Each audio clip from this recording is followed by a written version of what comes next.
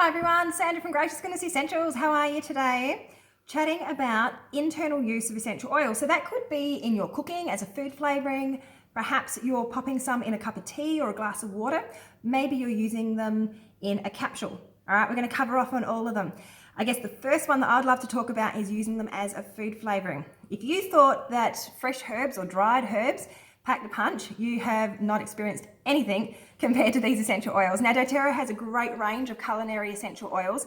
Ones like lemongrass, lime and cilantro. They're some of my favorites for Thai and Vietnamese food.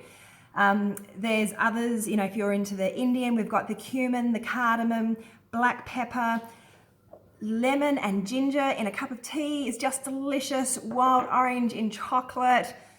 The list goes on. So the really important thing to remember here is that we're talking about food safe essential oils. Not all essential oil brands, will be food safe. In fact, many of them are not. So you need to go with a brand that you trust. So I trust doTERRA, and not only that, but you also need to find on the bottle where it talks about it being safe to use as a food flavoring, So sometimes you'll see it written as for food flavoring use, dilute 1 drop in food or liquid.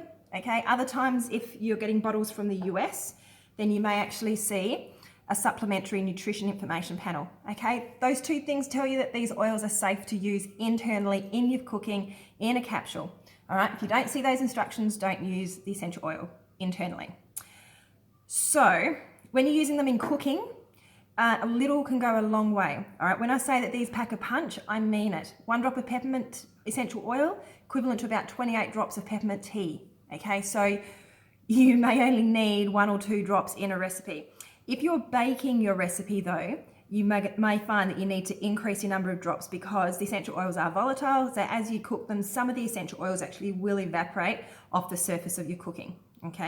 If you're putting them into a sauce, like say you're doing some spaghetti or a casserole or a curry and you're wanting to add some additional flavors in, just do it at the end of the cooking process. So you kind of take it off the heat and it's starting to come down off of the simmer. That's when you want to use your essential oils. Yes, you're going to have a lot of evaporation, and a lot of aromatic effect, but you will still retain the flavor component. When we heat our essential oils, we are after the flavor and the initial aromatics more so than using them for therapeutic uses, Because when you heat essential oils, we naturally hasten the natural decomposition of the oils, That's just what happens. So we're using them for flavor and for aromatics. So what have I spoken about? Lemon and ginger in a cup of tea. Peppermint, 1 drop of peppermint in a cup of warm water. Delicious as a peppermint tea. There's cilantro and cardamom. So cilantro is from the leaves of the coriander plant. And sorry, I said cilantro and cardamom. Cilantro and coriander. So cilantro is from the leaves of the coriander plant and the coriander is from the seed of it. So one is the spice and one is the herb. I mentioned cardamom. Cardamom's beautiful, like in a chai tea, black pepper. If you're into making salad dressings, what I do is I actually make my oil and vinegar and then I add some essential oils in to create a flavor and I pop it in a spritz bottle. And then I can throw it in my lunchbox for work. And whenever I've just got a plain salad, I can simply spritz and it gives me a portion controlled flavor punch. It's essential oil salad dressing. Just some different ideas for you on how to use your oils in your cooking and as food flavorings. Other ways that you may choose to use it might be in a capsule. So I've got 2 here. These ones are Digestin and Tri-Ease. These are both available from the US warehouse through doTERRA. Tri-Ease is simply a capsule with lemon, peppermint and lavender in them, 2 drops of each. So it looks just like that. Now, because we don't have these available from the Australian warehouse, lots of people make up their own. You just grab yourself an empty veggie or gelatin cap, pop 2 drops of each oil in there, seal it off, and then you can use it when you need it, to try and ease some of those environmental trigger symptoms that we tend to feel, those itchy noses, scratchy throats, runny noses. The Digestin is simply the digestive blend in a capsule, great for easing some occasional stomach discomforts. Same goes. We can make our own just with the empty gelatin caps.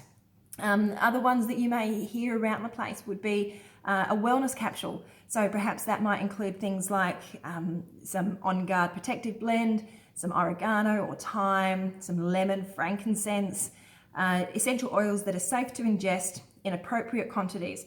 So as a general rule, no more than 6 drops taken internally, okay, every 4 hours. Anything more than that, and we can start to overload our system. So the way that essential oils work in our system is we take them in initially, all right? They can have a small effect in the mucosal layer, okay, where they can be absorbed, but predominantly they kind of hit our stomach and our intestines, and some of it can be absorbed through those areas. So we get the kind of the parent constituent actually going around in our bloodstream, just like it would be from our topical absorption. But the rest of it actually is going to go through our liver, and the liver is going to start to metabolize our essential oils. And what we get left with is some metabolites, which are the start of the broken down essential oils. And sometimes it's the metabolite that actually works best for us when it's used internally. It's kind of long and complicated.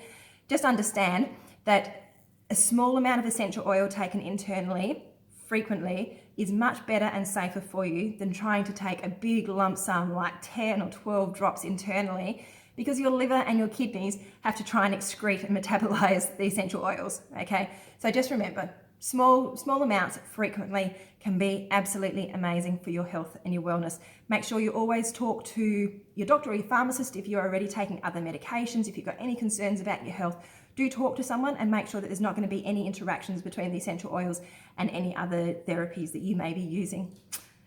I think that's it. If you've got any questions, leave them below. That was kind of a long video with lots of information.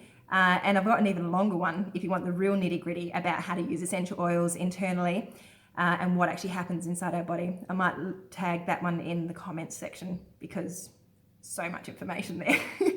Anyway, I've had enough geek speak for today. I will catch you later. Bye.